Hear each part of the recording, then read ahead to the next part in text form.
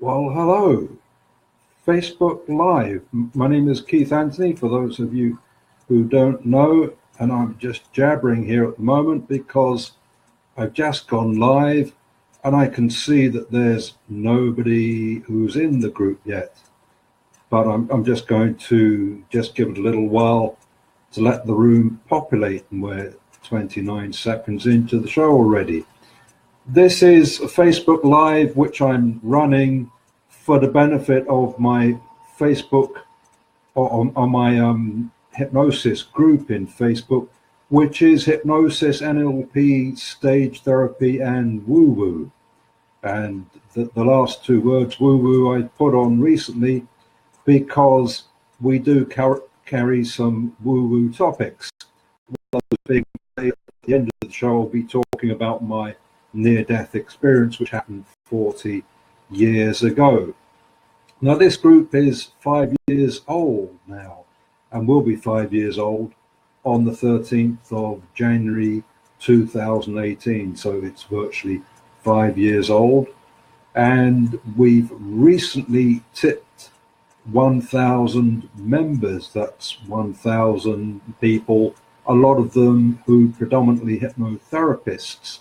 We have, I believe, 1,016 members now, and there's been a lot of work because it's taken me a long time to build up the 1,000 members, and it's something I'm very proud of. So this is one of the largest hypnosis groups on Facebook at this time. There are one or two other very popular groups that I know of that have round about the same number of members, 1,000 members. So that's very good. All credit to them. It's not easy. And I can see somebody's joined us. So no, and he's left us as well. So that didn't last long. But never mind. Hopefully we do get some people joining us. And in fact, I'm not sure who that is. Thank you, whoever that was. And it's Manoj Chowdhury. Welcome to the meeting. Good to have you join us, Manoj. I hope I'm pronouncing that correctly. But we've been in the meeting now for 2 minutes, and I hope you're going to enjoy the show. I'm just blabbering away here at the moment because I'm a bit shy on camera. I've done a lot of radio shows, and they're easy to do because I just have my my microphone here, and I can see actually the microphone's not working. Certainly not now because the cable's fallen out. Never mind. Get that back in. So I'm using the laptop mic, it would seem. But never mind. We do our best. But so hopefully you're getting the sound with any luck. But this is a show I'm putting out because we've got over 1,000 members in the group now. And I've been looking at the statistics, and I'm going to see if I can get those up on another page now. Let me see. Oh, group insights, here they are. And this is a recent thing that Facebook has done. They've given us group insights now, because until they did that, for the last 4.5 or more years, I had no idea if anybody was even coming to the group. And I'm looking at it now, and I'm very impressed because I'm looking at the group insights now, and it's showing that in the last 28 days, and this is the highest I've ever seen it, this is impressive, it's showing 876 people have been engaged in the group. That means that 876 people have looked at least one post. By 78%. That's incredible. I don't know what has caused that surge. Maybe it's this Facebook Live. So that's absolutely amazing. Because until then, I had no idea if anybody was even bothered with the group at all. So I've done all the work here. Mostly, there are a few of you, and I'm very grateful to those who have done it, literally a handful, who've put in the odd post here and there. And some of you have ticked likes and that kind of thing. And I really am grateful to those of you who have done that. And I'm also grateful to see that 876 of you out of 1,000, that is an amazing number of people who are engaged in the group, and that gives me an incredible lot, an amazing amount of encouragement. I'm so pleased to see that. That is absolutely astounding that after 5 years that the group is starting to get some engagement. Really incredible. And if some of you were to actually start writing in the columns, or at least occasionally just saying hello carries a lot of weight with me, and or just tick a post now and again to say that you've been there, let us know that you are here, and that would be really, really good, and I would really appreciate that.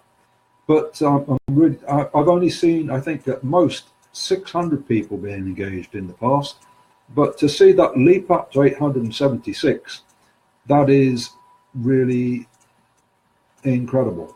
I can't think of a better word. I'm looking at a graph here. I wish you could see this, but I don't know a way of getting this to you. I'm not sure. Let me have a look at this other page here. We don't have in Facebook Live, I don't think we've got screen share facilities. If there are, then I don't know how to do it. But and as far as I don't know whether Manoj, you know, if you want to type in the box there, if there's a way to do it. I certainly don't know how to do it. I do know that with iOS, there are some additional facilities. You can, with iOS, you can bring people into the chat, bring your friends in. You can't do that with a laptop at the moment, unfortunately. So you can't have that in. But I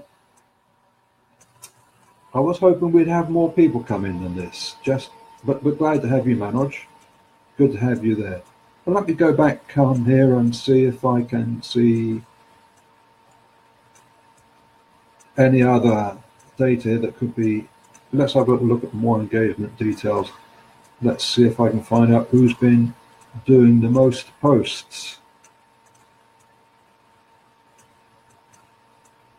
We can see here popular times. Seems like everybody's bored on a Monday. We get most activity on a Monday, and specifically last Monday it was really busy, which is very interesting, or it is for me. So I should be posting on Mondays perhaps. And looking here, I can see that Deborah Pelliaffi and Nigel Meakin, you've been the most active members in the groups, seem to be coming here very often. Well done. That's good to see. So what else can I find here from the statistics? It's hard to. I do apologize there. It's a bit slow loading the pages.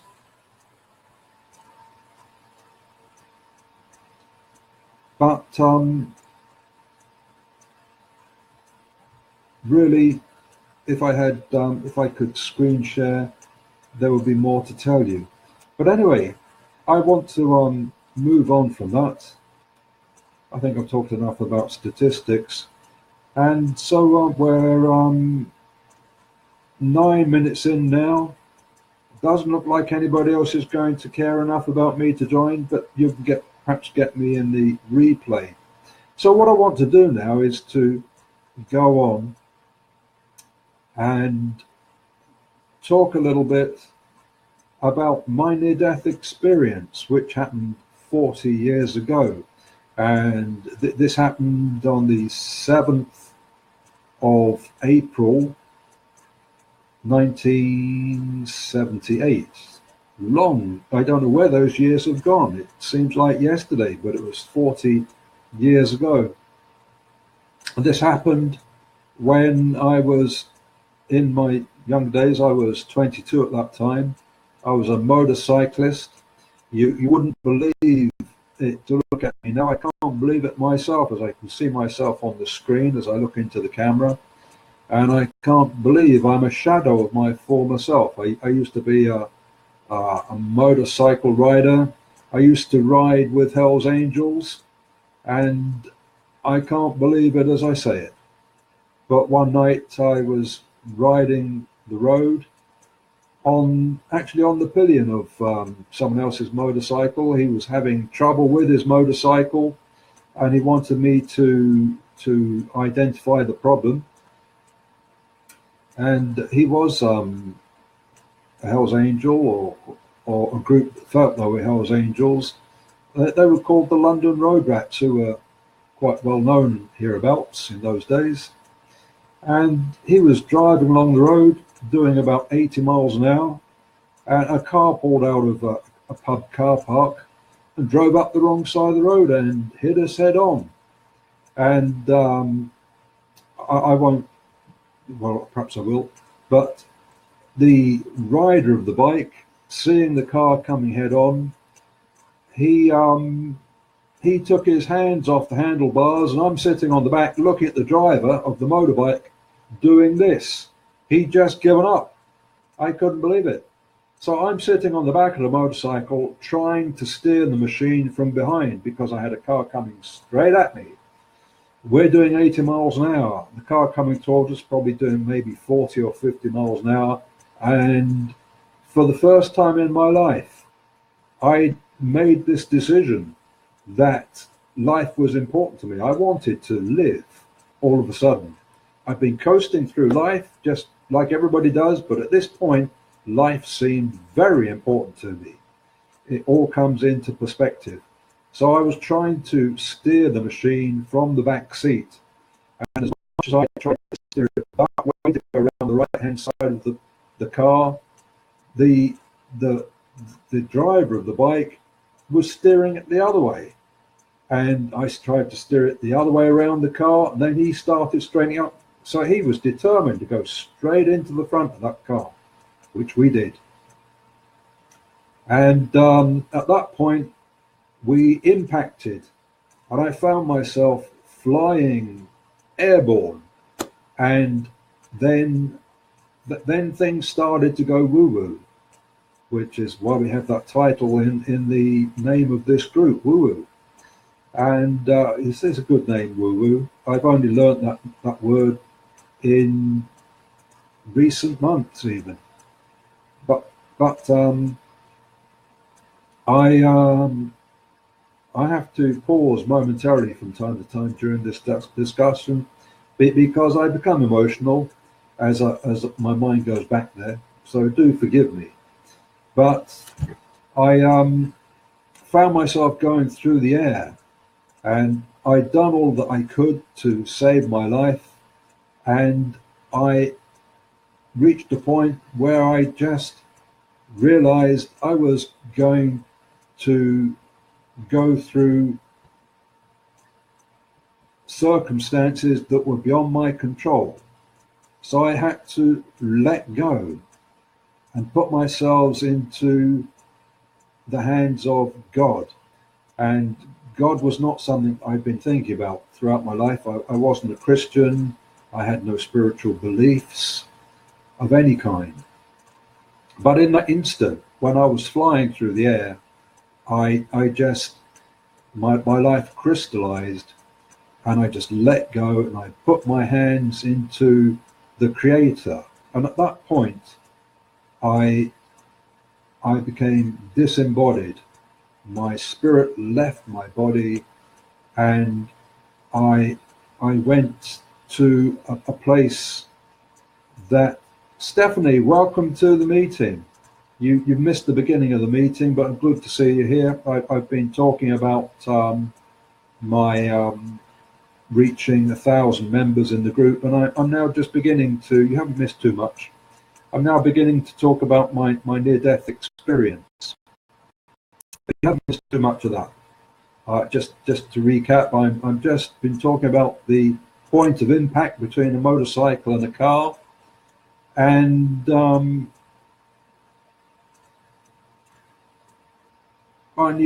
made a comment as well, smiley face, that's lovely. I need help with my smiles because I tend to be a bit deadpan. I don't smile enough, but I do my best. Oh, good. I'm not sure why you're saying oh goodness, but anyway, you've reached a good point. But anyway, so the as I was saying to the camera, the motorcycle had hit the car, and I was flying through the air, and I just reached a point where I could do no more. So I just let go, relaxed my body. And I had to do all this in a fraction of a second. And I just let go. And when I decided to just let go and I put myself into the hands of the cosmos creator, my spirit became detached from my body, and I found myself going along a long dark tunnel. And you may, if you've read any near-death experiences, you'll have heard many times, I'm sure, about the dark tunnel. And when I was going along that dark tunnel, it was very mysterious, and there were guides came to help me. And I can't tell you whether it was one guide or several guides, because it was all very spacey is the best word. It was very dreamlike, but they did warn me that I should keep my eyes focused on the tunnel and not deviate to the right or the left, but keep my eyes on the light at the end of the tunnel and go towards the end. And they gave me that warning, and it was very much telepathic. They were not speaking as such, but it was a telepathic communication. And while I was going along the tunnel, and I was talking about this to somebody during the night who had tried to commit suicide and not succeeded, fortunately. But while I was going along that tunnel, I was aware of the darkness on both sides, and it was a darkness that was, and forgive me if I get emotional at times, and I may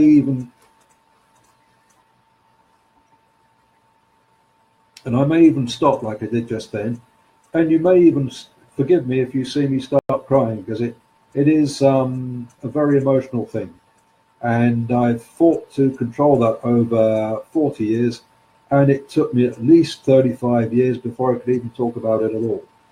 But there was darkness on both sides that was darker and blacker and more abysmal than anything I can describe.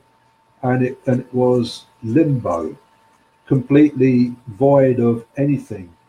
And there were voices calling to me for help. And I wanted to come off of that path and go in and help them and bring them out. And that's what I've been doing throughout my life, trying to help people and bring them out of their darkness. But much as I wanted to, I didn't go off the track. I kept going towards the light at the end of the tunnel. And eventually I came through the light. And one of the things I want to explain to you is that although I'm talking about a timeline, one of the things I've learned over the 40 years I've had is one of the reasons I had trouble talking about this experience is because of this construct we have of time. Because on Earth we have timelines, but when you're in the place that I went to, there is no timeline. Everything happens simultaneously all at once. We create time on Earth. It's a construct. It's imaginary. It doesn't really exist. Everything happens simultaneously. So although I talk about different events, what's really happening is simultaneous. So it's difficult for me to explain things in a linear fashion. So do bear with me if I sound a little bit confused at times. And hello to all the people who've joined us. I think there's, I'm not sure if that's 5 people with us now or 5 comments. But, oh, it looks like there's 2. But I went through the tunnel, and lots of things happened while I was on the other side. And one of the things that I've discovered, or one of the things that happened, or I say one of the things, there's lots of things happened. Forgive me my confusion, because I find it very difficult to explain. But one of the things that happened when I was across the other side, I found myself in a wood-paneled room. It was like a courtroom. The room was white, white ceiling, white walls, and they were wood-paneled halfway up the wall, all the way around. And the room was probably, you can't see it, but the room was probably about the size of this living room. And inside the room, there was a lectern with a wooden top on it, and a fluted stone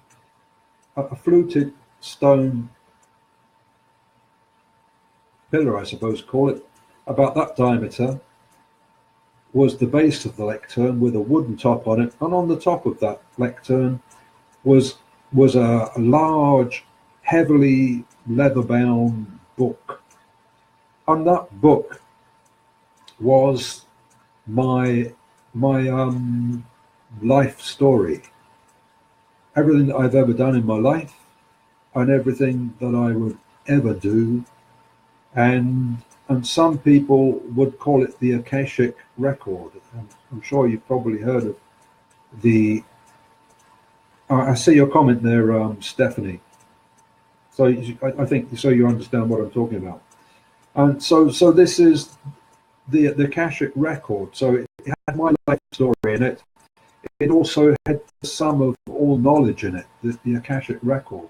And although it was a book, I was able to see into the book in a video format. It was running like a movie. And that was very strange, because when I saw the movie, because there is no time in this place where I was in, I could see everything really quickly, instantaneously. And so I saw every event in my past life, and I was able to see every event in my future life. So I could see everybody that I'd ever met before and everybody I would ever meet. And I was able to not only see what I'd felt when I'd done things to people, I was able to experience it from their point of view. So if I'd ever been good to anybody, I felt what they felt. And if I'd ever been bad to anybody, I felt what they felt. And so it was very strange, because I was judging myself based on the thoughts and feelings of other people. So I didn't need to have a judge and jury, because I knew exactly how I'd made people feel. And that was a terrible thing. So you can imagine, if somebody like Adolf Hitler goes through this process, you imagine how he's going to feel when people are being put into the furnaces while they're still alive. It's going to be diabolical for him, isn't it? Because it felt bad for me because I've not been a bad person. I've done the best I can for people, which doesn't mean to say I haven't upset people unintentionally from time to time. But it was terrible for me when I could see things from other people's perspectives, when unintentionally I've upset them because perhaps they've misunderstood my motives. So that was my life story. Because everybody gets that when they go through this process. You have to account for your life, and you become your own judge. So be careful what you do in this life, because you don't get away with it. You have to judge yourself when you go across to the other side. So that was one episode, if you like to call it that. The another strange thing that happened was that while I was in that room, these these people were in white robes. I can't remember seeing their faces, and they communicated with me telepathically. They led me to a door in the wall, and they Stephanie, you're still here. Somebody's left. Never mind. I'm glad you're still here, Stephanie. It was yes, Stephanie. It could be very scary and eye-opening, and in common with lots of people that because I've interviewed hundreds of people about their near-death experiences as well. After I had mine, I used to have a near-death experience show on Blog Talk Radio for a number of years. They've all said very similar things, and that there are 21 characteristics of people who've had near-death experiences, and people who've had genuine near-death experiences all come out with these 21 traits. We all have 21 traits, but we all have several of them. So it's easy to spot somebody who's had a genuine near-death experience. Don't ask me to tell you what 21 traits are. I don't remember each of them offhand, but I could produce a list. I think I pasted that list into a Facebook group, well, only yesterday, in fact, into a near-death experience group, actually. Stephanie, you've been through the tunnel, and you saw Jesus, and I've seen Jesus too. I say Jesus only because that's the name we give to a figure that we assume to be Jesus. But whether or not that really was Jesus or not is I'm open to debate, because he never told me he was Jesus. I just presumed him to be Jesus because that's my religious background.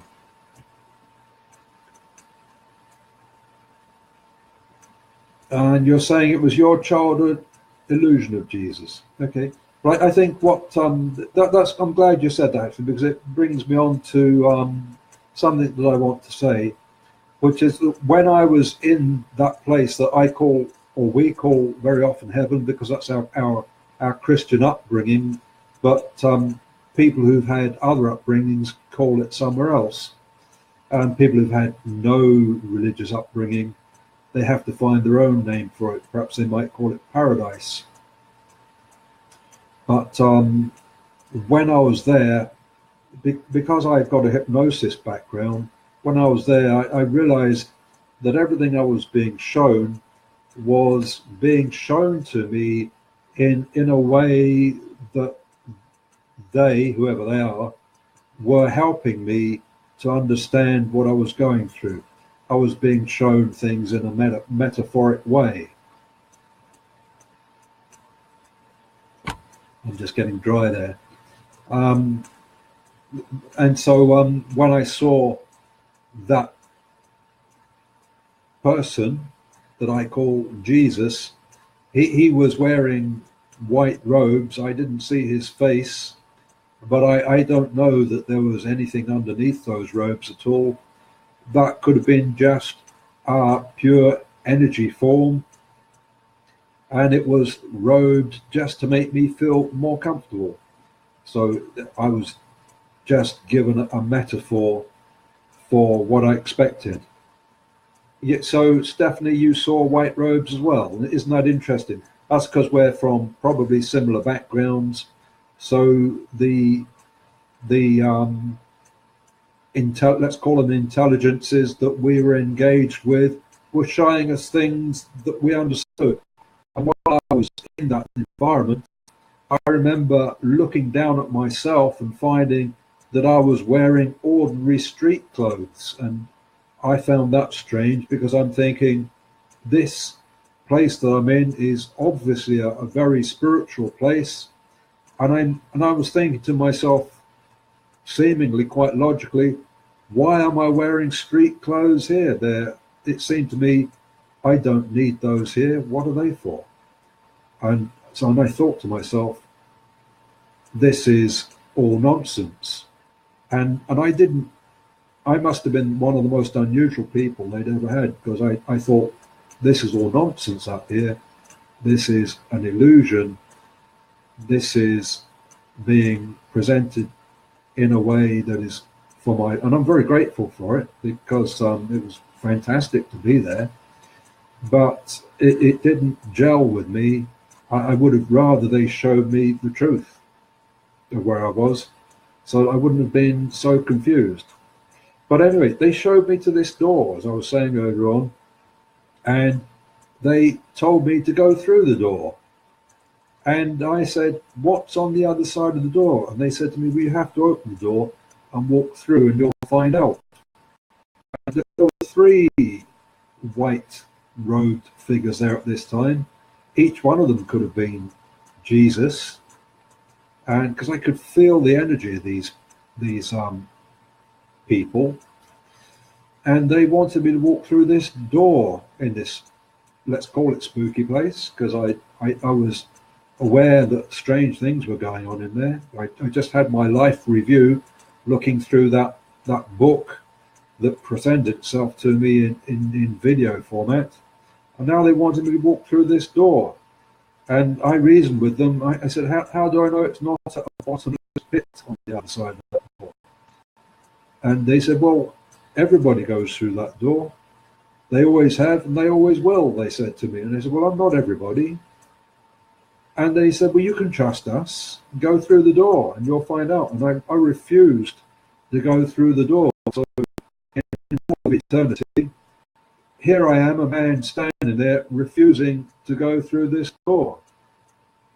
And I can't, and I wish I could tell you what happened next, but I can't, because I can't tell you. I have no idea, because I didn't go through the door, and I don't know what happened next. It's like somebody turned off the television.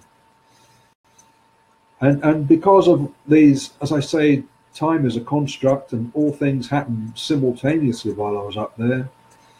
I can also tell you that while I was up there, I also met my dead relatives, all of them. My grandparents, my uncles, my aunties, who'd all died before me, and all I had to do was to think of somebody, and they would appear. I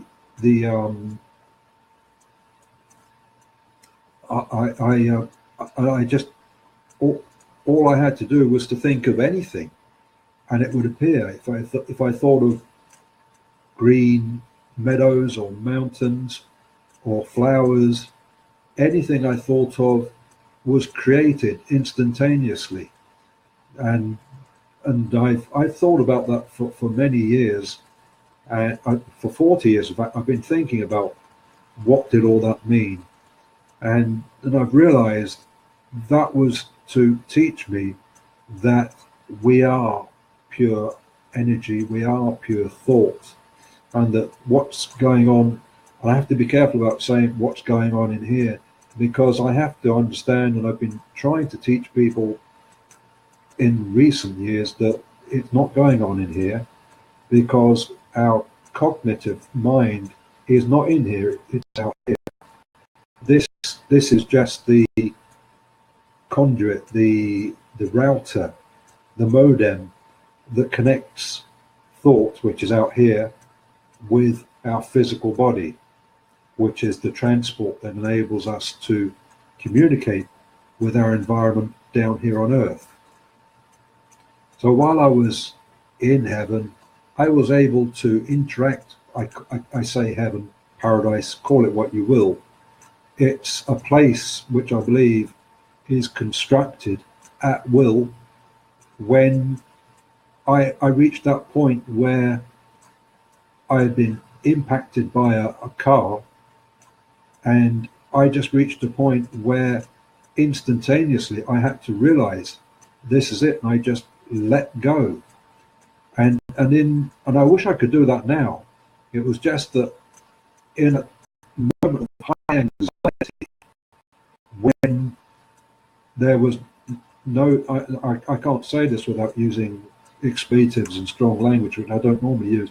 It was in a moment of high anxiety when the bullshit stops the butt stops here and your ego exits, it leaves the room, it's not going to, there was nobody there that I could bullshit. That was just me. I was on my own.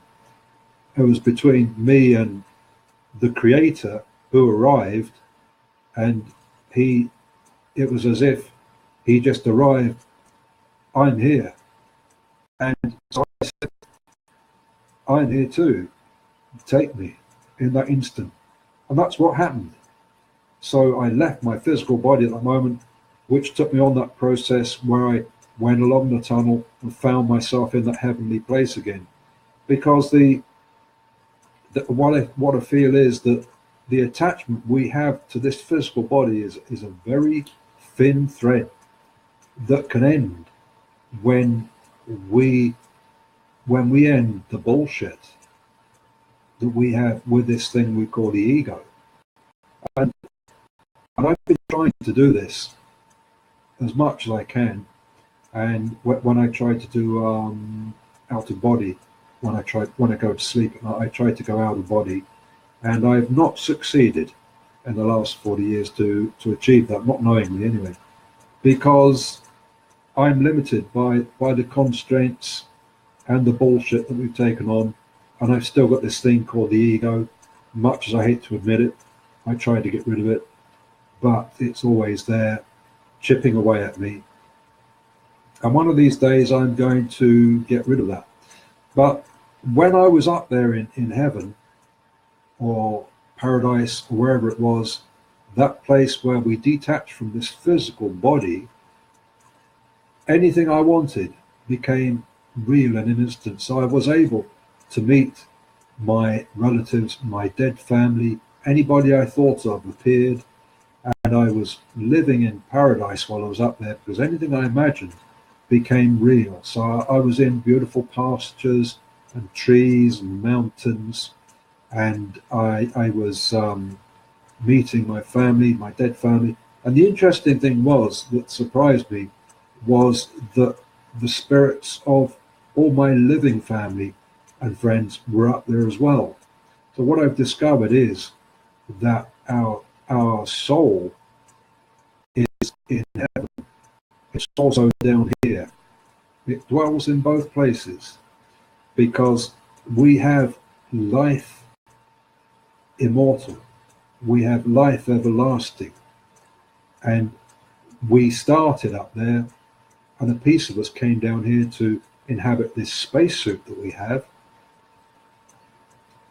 But a piece of it, but we're still up there in heaven, paradise, or out there in the cosmos, or wherever our soul is, because we are, all of us, cosmic energy. We are energy. That's all we are. And this is how this is the force that I use, and this is the force that all of you can use if you want to do healing. I know a lot of you listening to this will be Reiki masters and healing people, and so you will all know what I'm talking about. But when you realize that you are not a physical body, you are an energy body. And when, thank you for that comment, Stephanie, you're saying beautiful.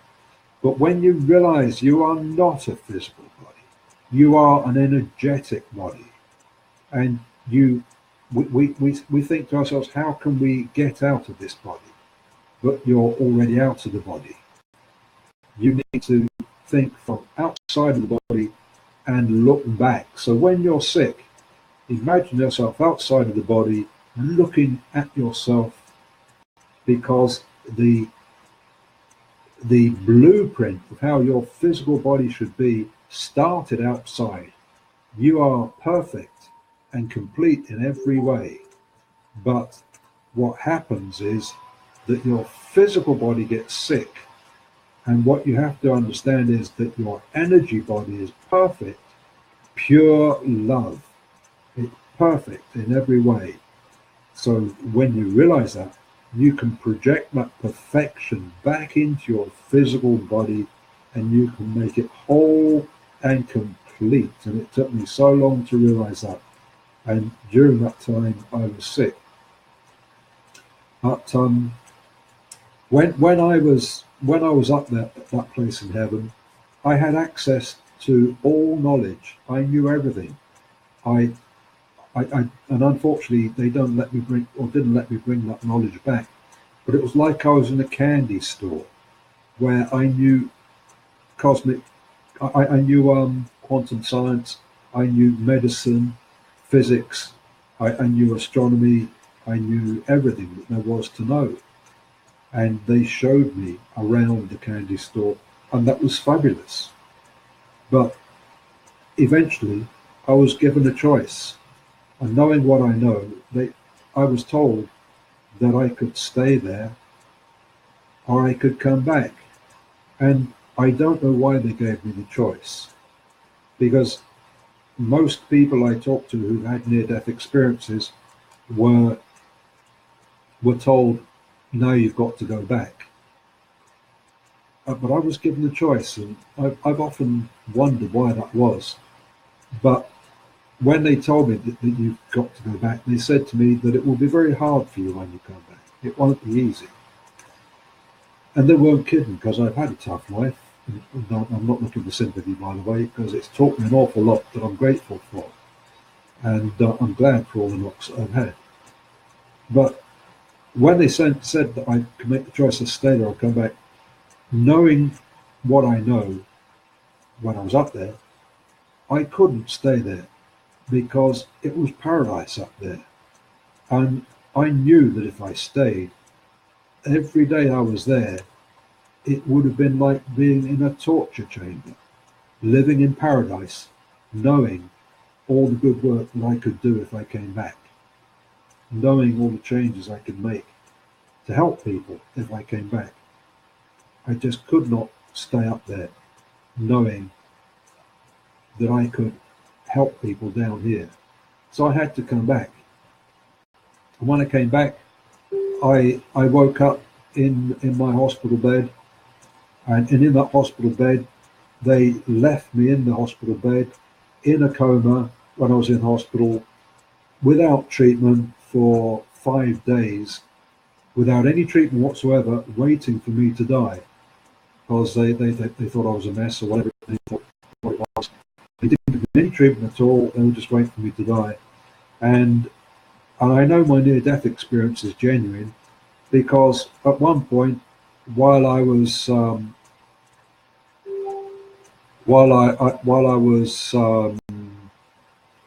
the hospital bed, I stood out of body amongst the doctors, looking at my own body, wondering why they weren't helping me. And because I was also in heaven, because all these things happening on top of each other simultaneously, I was part in heaven and part standing amongst the doctors. And at that time, I knew everything there was to know about medicine. And I was wondering, why weren't they doing something to help me? I was in a head injury case, because I had a head injury. It's important to take action within the first 30 minutes to relieve pressure on the brain. And they didn't do any of that for me. But they didn't help me.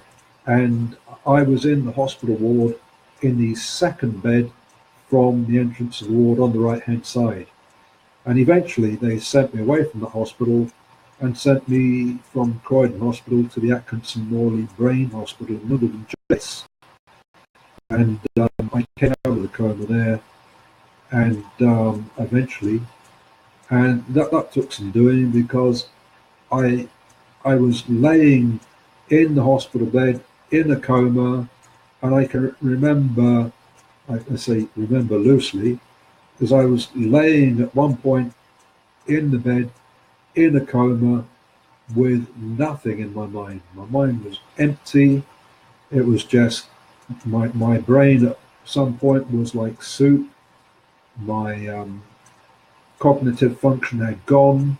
There was just silence. It was like I was in a spherical waiting room, you might call it, where there was no sound. There was only white light everywhere all the way around me, and I'm just zonked out. I'm just staring into this white space, and no thoughts, no sounds, nothing, and I'm just aware that I'm waiting.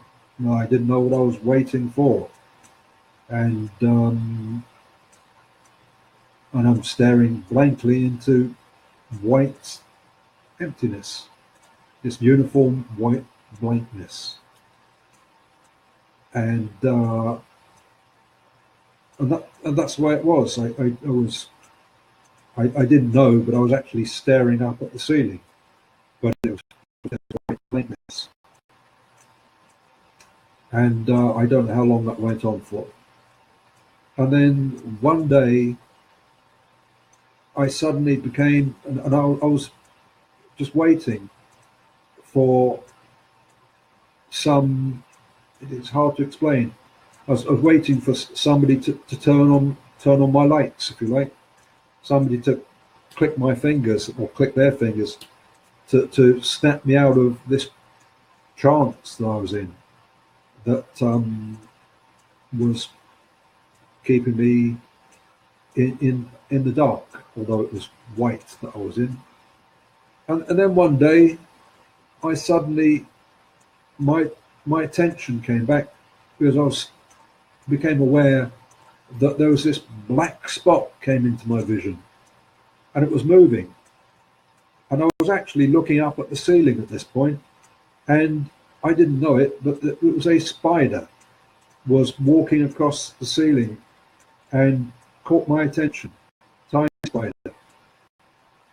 And it just walked across the ceiling, and it woke up my cognitive thinking, and I just replayed that in my mind. It woke up my cognitive thinking, and I kept replaying that spider in my mind. If I hadn't seen that spider, I would probably still be on that bed now. And I just kept replaying that spider in my mind, going backwards and forwards across that ceiling. And then I gradually became aware of spots of dirt on the ceiling, and then I gradually became aware of the lines, because there were tiles on the ceiling as well. I became aware of the lines of the tiles on the ceiling, and because of that spider, the rest of my mind gradually begun to fall back into place, and my awareness began to come back, and then I began to be able to move my eyes, and my field of vision began to increase, and then I became aware of people around me, although I didn't know they were people. They looked alien to me. I didn't know what they were. And gradually, to cut a long story short, because I'm aware that I've been on for 48 minutes now, gradually,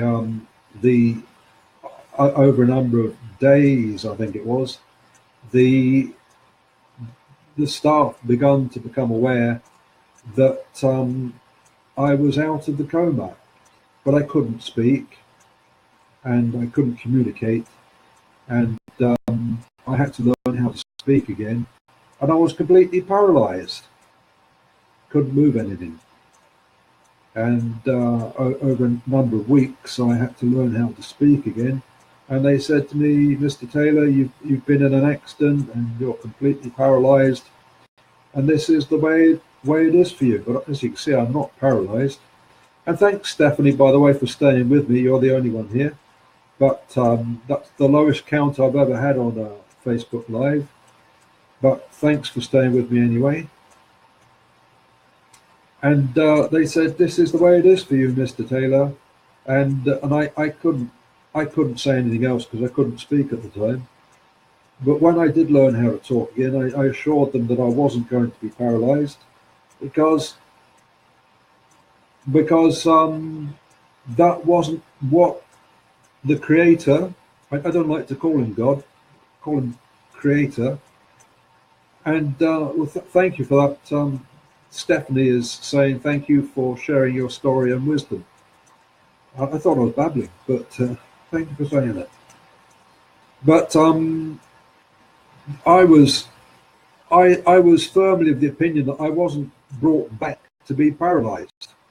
And the great thing, I'm going to give you some wisdom now.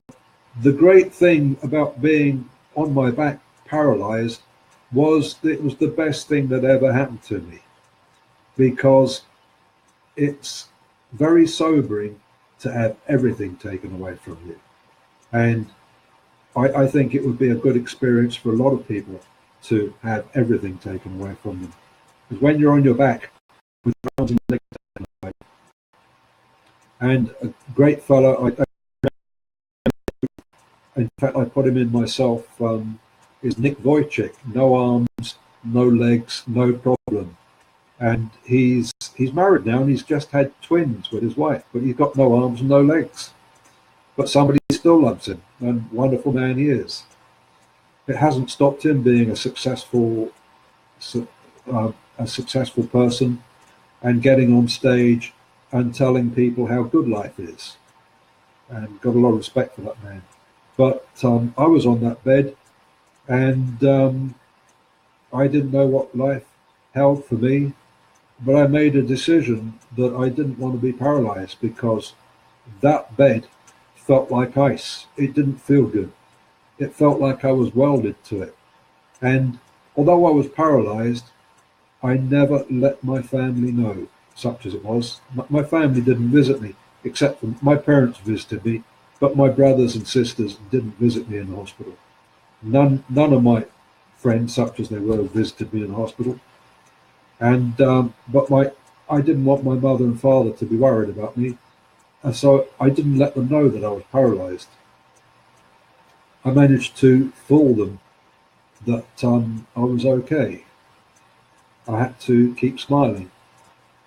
And I was in a lot of pain as well. I had this head injury.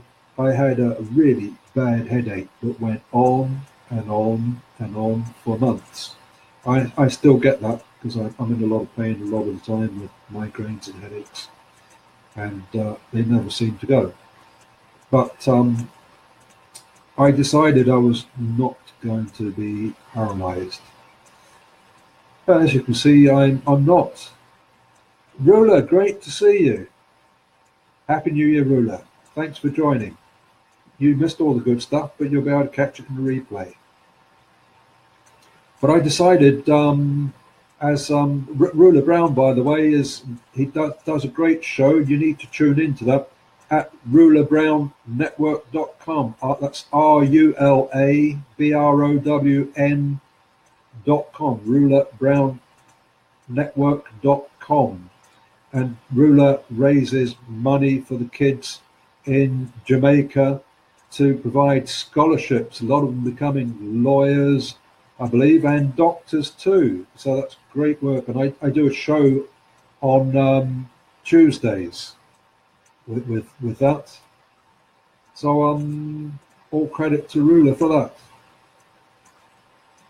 So where was I? Oh yes, there was I, paralyzed on my bed, and I decided that I wasn't going to be like that anymore.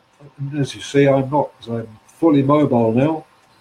And I not only overcame the paralysis using the power of my mind,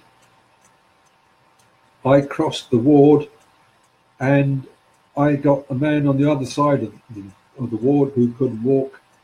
I talked to him, and I got him walking when the hospital couldn't.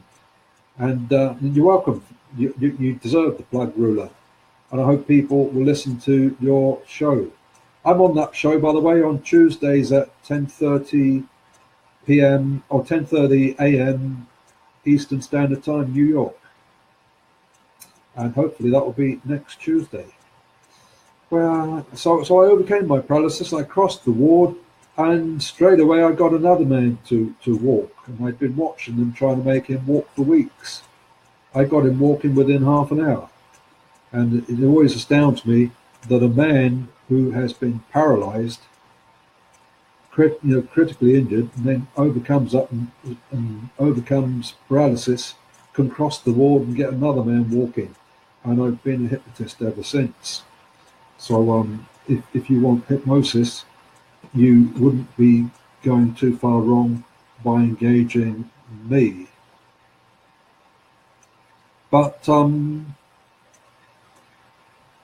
good to see you, Rula. I'm really proud to see you here. I'm glad you joined us.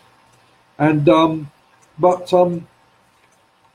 the lessons I've learned from my experience, one of the mistakes we make, we don't learn to love ourselves, but we must. We must love ourselves. One of the most powerful energy out there is love. If you're a scientist, if you're able to use that Hadron Collider over in CERN in Switzerland, if you were able to use it wisely, and they don't, but if they did use it wisely, if they were to eliminate every particle they could, down to the last particle, they'd find what they had left was love. That is the basis of everything. At the back of it all, there is love. If you want to be able to develop yourself, you have to first of all learn to love yourself. And only when you love yourself can you value yourself. And when you value yourself, then you can teach other people how to value you. And when you value yourself, you find that you have no need to control or bully other people. Neither then do you need to allow other people to control or bully you. So loving yourself is as important as loving everybody else. And the more you love yourself, the more love you have to give to other people. And really important, when you start to love yourself, you'll find you stop being sick. And if you are sick, the fastest route to healing yourself is to start loving yourself. Love yourself first.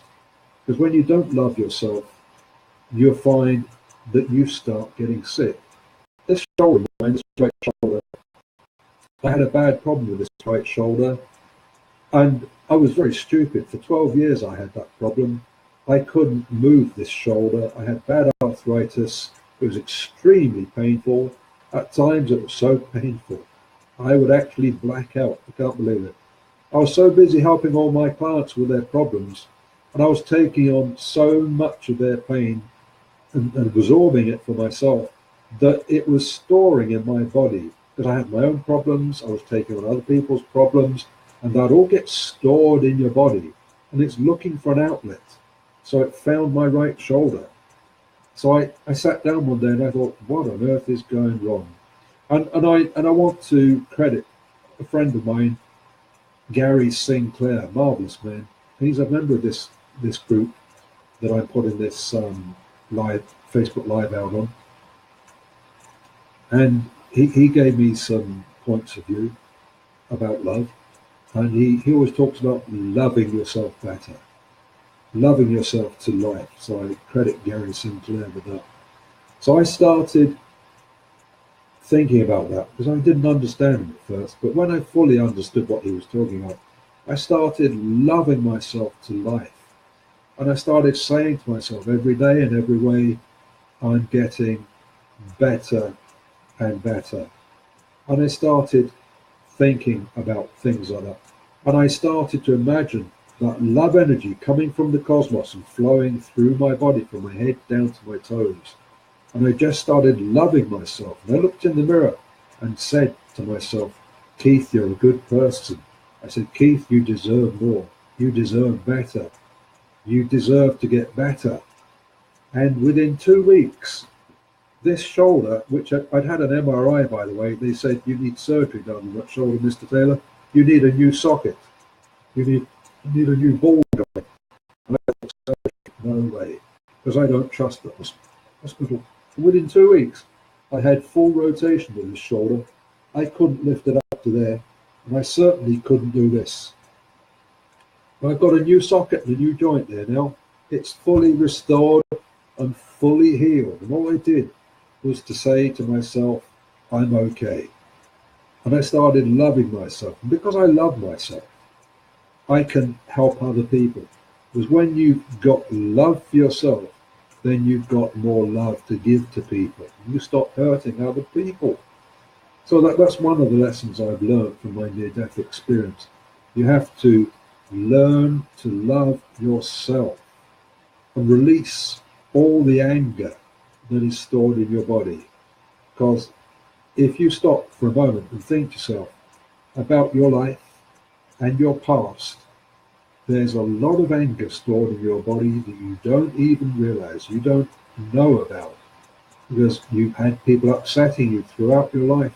You've upset yourself throughout your life. And you have to release that anger because it's stored in your body. So it's a good exercise to just sit down and say to yourself, wherever that anger is in my body, I choose to let you go. I forgive myself, and I forgive that anger, and I forgive all those people who've ever hurt me, and I just choose to let it go. I just take a deep breath, exhale, and let it all go. And a little exercise like that can make amazing differences to you. And you should do that every day. And I do that all the time because I practice nasal breathing. Breathing in through the nose, breathing out through the nose. And when you do that, that triggers the vagus nerve, which is sometimes called the wandering nerve, which connects the base of the brain to all of your major organs. It's the longest nerve in the body, and it controls all of your organs. And when you trigger the nerve, it relaxes your body. Your body has no other choice but to relax. So it triggers your what's known as parasympathetic nervous system, which forces you to relax now. And that happens when you breathe through your nose. Every time you breathe in through your nose and out through your nose, it triggers the vagus nerve. That's just one of, I think, 21 ways to trigger the vagus nerve. So breathe in through your nose, breathe out through your nose, and that will trigger the vagus nerve, help relax. And if you say to yourself, I'm releasing all of that anger, all of that hurt, all of that disappointment. And I do that every time I breathe through my nose because I'm consciously breathing. In through my nose, out through my nose, every single breath I take. And I use my diaphragm to make sure I fill my lungs fully and completely so that every single breath I take, I'm releasing all of the hurt, all the anger, all of the stress. And that's where my choice is being placed. And I'm healing myself all the time, and you should do the same. So going back, one of the things I learned from my near-death experience is how to use love in my life. And love myself so I can then love everybody else. And then my body is always healthy because I'm always drawing in that love through the top of my head, letting it flow through my body. And Stephanie's saying she needs to love her fat. Yeah, love the fat. When you love the fat, your body will make adjustments to help the fat dissolve. When you love the fat, it will dissolve. Your body will make adjustments. You'll start making adjustments yourself and automatically recognizing the things that create the fat. And you'll start making changes, Stephanie. One of my clients who wouldn't mind me saying her name, but I won't. But she's lost 30 pounds of fat in the last month. Last 6 weeks, in fact. She told me she lost 30 pounds of fat because she changed the way she was thinking. She just started loving herself. And it wasn't her fault that she's got all that fat. She's had some unfortunate circumstances with a stroke, and she was hospitalized, and they gave her some really bad food because they don't give you healthy food in hospital, and they really piled on the weight for her, which is rather a shame. So it's no fault of her own, but she's found it hard to get the weight off. But she's adjusted her thinking because she hated herself, and it was not her fault. It was the hospital's fault. So she started loving herself, and the weight is starting to fall off just by changing the way she thought about herself and realizing and understanding it wasn't her fault. It wasn't her fault. So she loves herself. She's forgiven the hospital, and the weight is starting to fall off, and she's regaining her health now. It wasn't her fault that she had that stroke. Before she had the stroke, it wasn't her fault that she had what was she had before that? It was another brain condition. I can't remember the name of it. It was a serious brain condition. Can't remember what it was. I can't remember. What was it she had? Trying to think. It was. I can't remember. Before that, it wasn't her fault that she had cancer. So I've been working with her. I helped her with cancer, and she overcame that. Then she had a really serious brain condition that crippled her. And I helped her overcome that and got her walking again. As soon as she was walking again, she had a stroke. So it wasn't her fault that she was like this. But the hospital made her weight balloon because she kept going into hospital. It wasn't her fault. But because she loves herself and because she's forgiven all the people that screwed her up, the weight's falling off. So love yourself. It's so important to make sure that you love yourself. You've got to love yourself. And thanks, Rula, for staying with us. That's great. I think that's Rula who's staying with us because there's two in the room. And moving on, I talked a lot about love there. One of the things we have to do is to live. I've learned this from my near-death experience and my experiences over the last 40 years. You've got to live life fearlessly. Most of us are brought up on a diet of fear. We're taught to fear everything.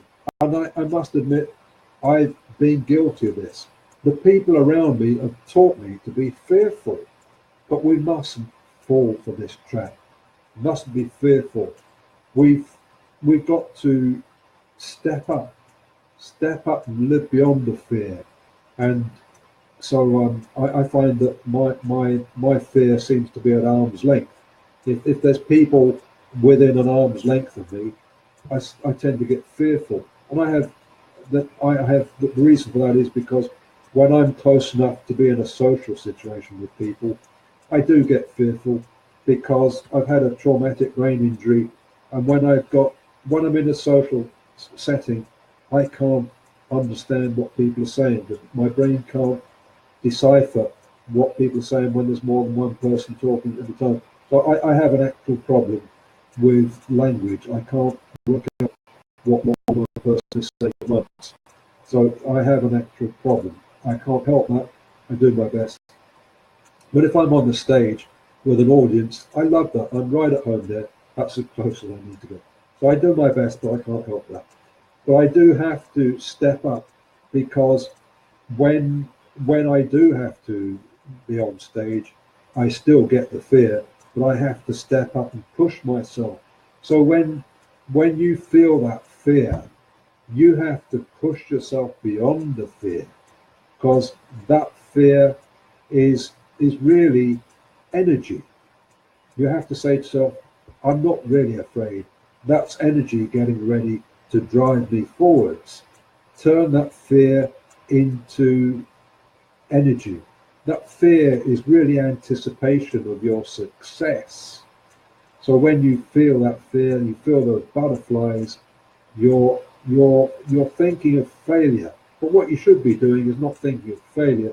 You should think about success. So look beyond your perceived failure, but look beyond to what you want, which is your success. So if you're afraid of public speaking, think about a standing ovation.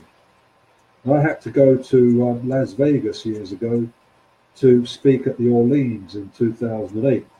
And I, at the time, I was nobody.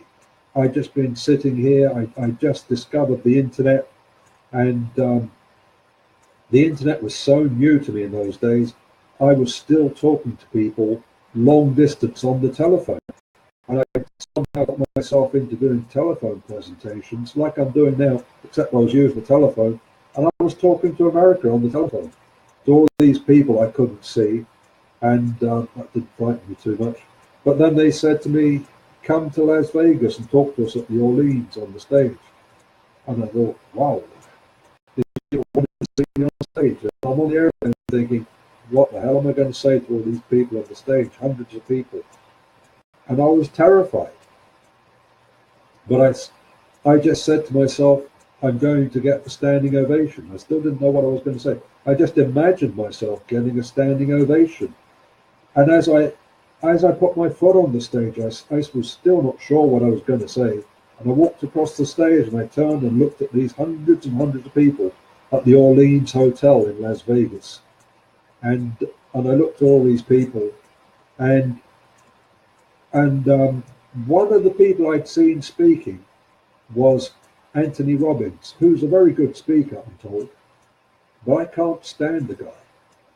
And as I looked at all these people, I thought, let's not be Anthony Robbins, and I'll be okay, because I can't stand the guy. So I talked to all the people there, and I thought to myself, I don't want to be like Anthony Robbins.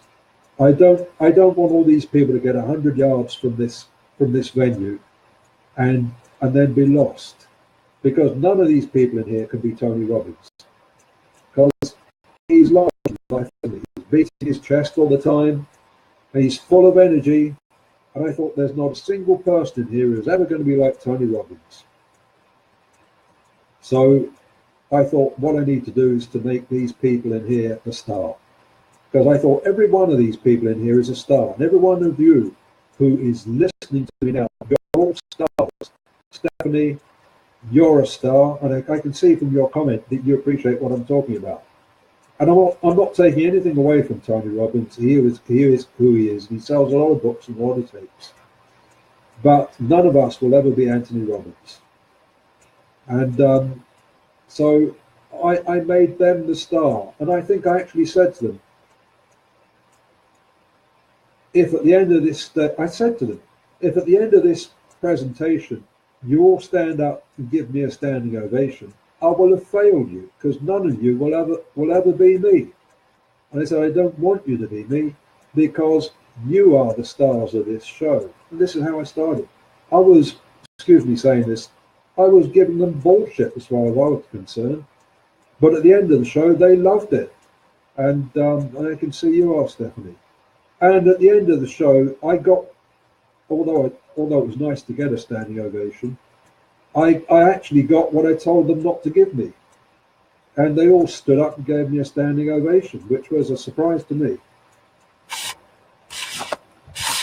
But I was stepping up, I was stepping fearlessly, and I was going for it. I thought that the worst I can do is fall flat on my face. So if you're watching this, if you're listening, don't be afraid. Step into your greatness, because everyone who's listening to this, you are great people, and I truly do mean that. And I had to die back in 1978, 7th of April it was, 1978, almost 40 years ago, to be able to bring you that. So I'm glad to have done it, because I had to go through a lot of pain when I was on the hospital bed to be able to bring you that. But step up to your greatness, because there is nobody who's listening who does not have as much as I've got. And a lot of you have got more than I've got. If you've got 2 arms and 2 legs and a mouth, you can be great. You can succeed in your life, and you can do better than I've done. So don't be afraid. People think that fear keeps you safe, but that's not true. It's love that keeps you safe. You love yourself enough, and you'll be safe. That's all you need to keep you safe. So I think I've dwelt enough on that one. But another thing I've learned is that humour and laughter are very important. If you haven't got humour and laughter, you've not got much going for you. So always learn to laugh. And if you're ever sick, that's another thing, along with love, that will make you better. Learn to laugh, learn to have humor, and that will help to keep you healthy. Keep laughing, keep the humor. Don't be sad, because that will bring you down. So keep the humor, keep the laughter, and don't be deadpan. I've got this deadpan face now, so I have to try to smile. It's not too difficult, but I have to admit I do have trouble with it. But that doesn't mean I'm unhappy. So I just noticed, Stephanie, you're saying thank you. I'm not quite sure what about, but I receive it with the spirit you've sent it. And it's a shame there's only 2 people been on this live call, but never mind. Perhaps somebody will listen in the replay. Who knows? And do you have? I don't know if you have any questions. Feel free to type them in the box there, Stephanie. And I think Ruler's left now, so we've still got 2 listeners. I don't know who the other one is. Where can you find the 21 points?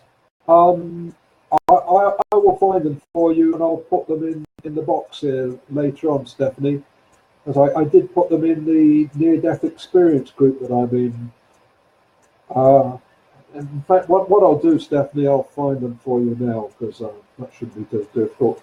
As I did put them in the near-death experience group that I'm in earlier. Let me see if I can find that group, and then I should be able to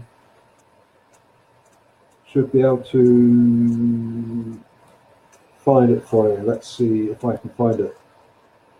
Keep talking while I'm away. Let's see. Near-death experience. Where is that group?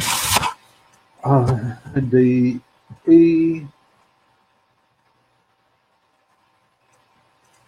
Just trying to find the near-death experience group, and then there should be an easier way to find the groups that you're in, shouldn't there? But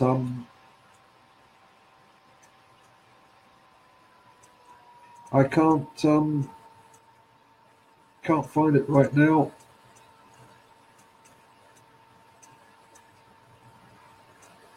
I'll find it later for you, Stephanie, and I'll paste it in, so you won't have to wait long. But the other thing that I think is very important in life is to always be yourself. Always be yourself. Everybody tries to make us fit the mold that they want us to be, and that wrecked the early part of my life, because people always wanted me to be somebody else. But don't be somebody else. Don't try to fit the mold that other people try to put you in. Always be yourself. And there's the old joke: if you always be yourself, and if you can't be yourself, always be Batman. Isn't that what they say? Oh, Ruler, you're still here. That's great. I'm glad you're still here. Perhaps we might have another. We've had some discussion of near-death experiences on the RulerBrownNetwork.com show, haven't we, Ruler? And that's been very interesting. I think maybe we might do one of those again, but maybe not. I don't know. We've one of my guests that I've had on the show has written a book about near-death experiences, and she used to put the show up on her Facebook group, but now that she's written the book, she doesn't let me put the Ruler Brown show up on her group anymore. She stopped posting it. So now that she's been on our show, now that she's famous, she's cut me out. I'm very annoyed about that. Once people get famous, they don't want to know you anymore. That's annoying, isn't it, Ruler?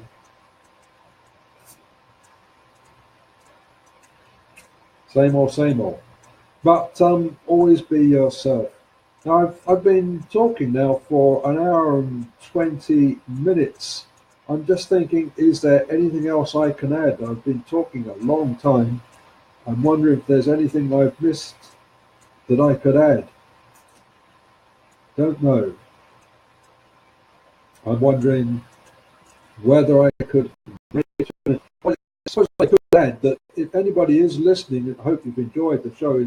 If anybody would like to book me for hypnosis, then I am available here in London, UK, very easy to get hold of. And I do have clients all over the world, as far away as Alaska and down as far as Tasmania, and we can connect via the internet. So don't be afraid to contact me just because you're a long way away. But you can contact me very easily via my Facebook page, which is facebook.com/hypnosensei, HYPNOSENSEI. You can also contact me via Skype, which is Keith Anthony 0169. That's KEITHANTHONY. Do please specify in your contact request hypnosis, or I will ignore you. So do specify hypnosis. And you can contact me on my London telephone number, which is 44 if you're calling from the USA, 44 208 664 9595. You can also find my website, which is hypnosensei.com or hypnosensei.co.uk. So you should be able to contact me fairly easily, and we can book a session. I do also fly. If you want to pay my expenses to the USA, Australia, and anything else, I'd be happy to come and see you face to face wherever you are in the world, and happy to do that. And you can do listen to the Ruler Brown show, Ruler, RULABROWN, network.com. It's a great reggae soul show, and you can catch me on the show on Tuesdays at 10:30 a.m. Eastern Standard Time. That's 3:30 p.m. Greenwich Mean Time, London, and usually interviewing a guest. I am, and that's a great show worth going to. And I've been on the air now for about 1 hour and 25 minutes, and this has been the first Facebook Live for my group at Facebook, which is Hypnosis, NLP, Stage Therapy, and Woo Woo. If anybody who's listening to this on YouTube, I might put it, wants to join my hypnosis group, Hypnosis, NLP, Stage Therapy, and Woo Woo, and I'll put a link to that at the bottom in case anybody wants to join the group. It'd be great to have you join us. We've been celebrating the fact that we've just turned 1,000 members, which makes this one of the biggest and most successful hypnosis groups on Facebook. And I'm very proud of that. And we've been open now for virtually 5 years, or will be on the 13th of January 2018. That will be the 15th anniversary of this group. And I'll also put links to my hypnosis business if you want to book a session with me. So thank you for being with me. Thank you, Stephanie, for staying with me. And Ruler, it's great to have you join us as well. And so with that, I'll say thank you very much. And bye-bye for now. Have a good weekend and a happy new year. And so I'm going to call that a wrap. And bye-bye for me for now. And thank you for those blessings, Stephanie C. Concord. And bye-bye also, Ruler. And with that, I shall hit the finish button, I guess. So I go off the air. And hopefully this time this will be recorded, because the last time I hit the finish button, it deleted it. So I'm a bit nervous about hitting that finish button. But with any luck, I'll be okay this time. So bye-bye for now.